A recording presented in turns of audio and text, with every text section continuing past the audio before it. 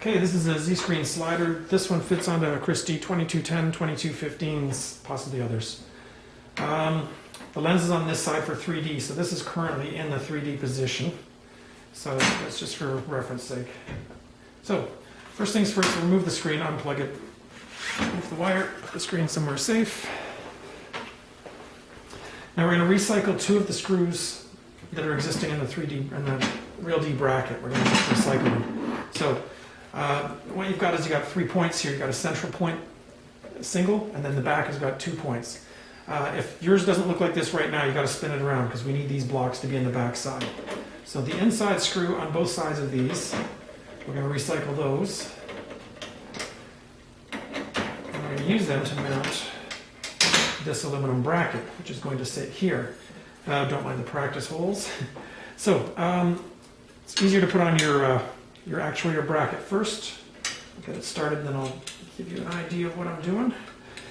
So here, I'll get that on. Now, these brackets have got 2 holes. They've got a slot and an actual hole. So that one there, I put it in the hole. Now I can relax a little bit, move my hands around a little bit. So that's good there. We want it to be facing, as you see. The tab is up, bracket's facing that way. So that's one bracket, one screw in. Here's the other one. Okay. And as I say, we can snug these down because these aren't going to change.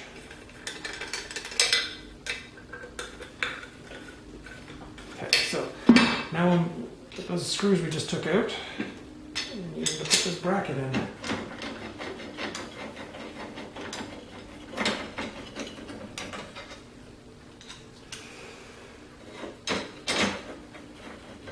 It really only fits 2 holes, so you almost can't get this wrong. As long as you put 2 screws in, you can't get it wrong.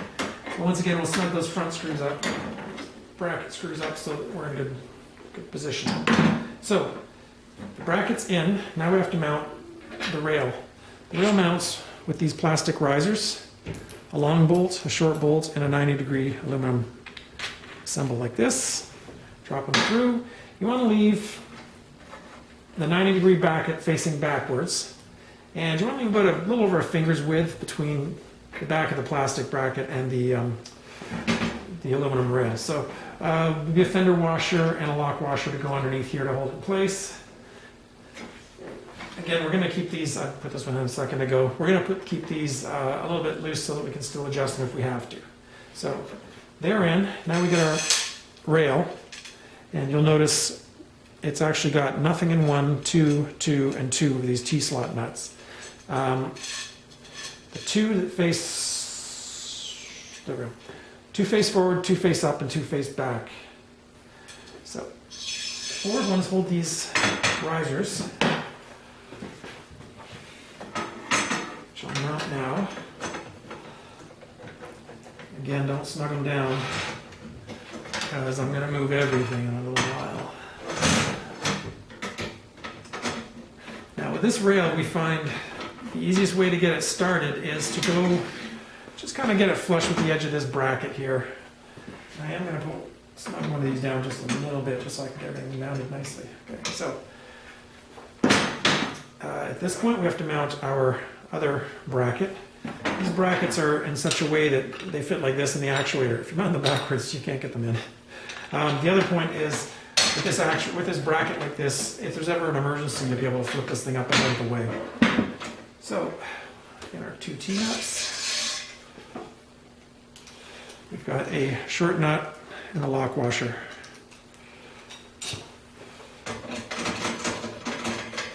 And 1, and 2.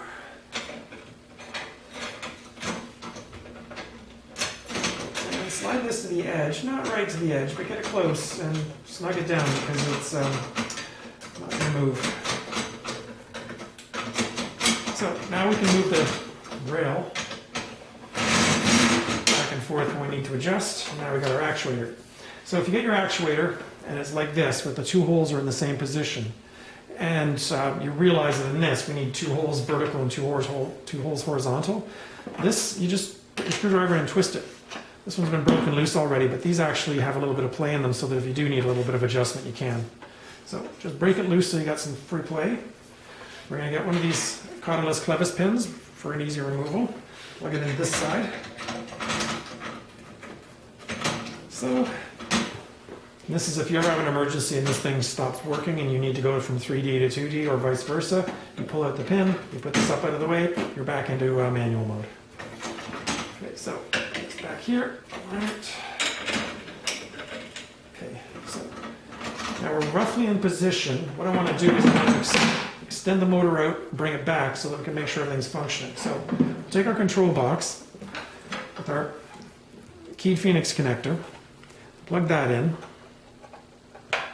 Then we want our power, plug that in. And what's going to happen is it's going to go to 3D right now,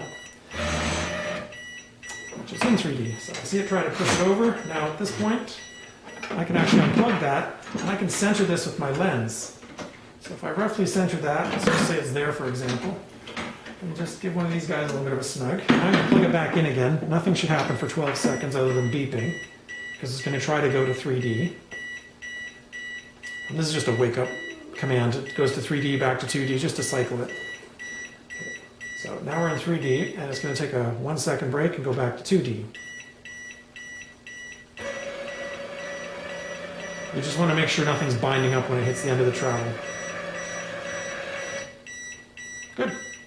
Okay, so that's mounted. You can go around and snug down all the screws, verify position, and do your wire dressing. To tie in the control box, the green Phoenix connector is your motor control. Now, if, for example, your motor is going to 2D instead of 3D and you want to reverse it, you take that black and red wire in there, unscrew them, swap them, you're back, you're going to be in the right direction. The box itself has parallel DB15s, as the projectors use a DB15 for their trigger signals. And what you want to do is take the cable that we gave you, plug it into the box, as so. Then you want to take the other end of the cable and go into the side of the projector. Then the projector that should have a cable in there right now that's a 15 pin that goes to the real D control box. You want to take that out of the projector and plug it into here. As I say, they're parallel, so as long as they're both in here, you're fine. The other thing is we actually have 2 T-nuts on the back side of this, and we've got ears on the box, and we can mount the control box on the back side. And you find if you push it all the way down at the end, it clears the projector, and it gets it up and out of the way. So that's a nice place to hide it if you don't have any place better. So there you go, a little bit of wire dressing, and you're good to go. And don't forget to put your screen back in and do some testing.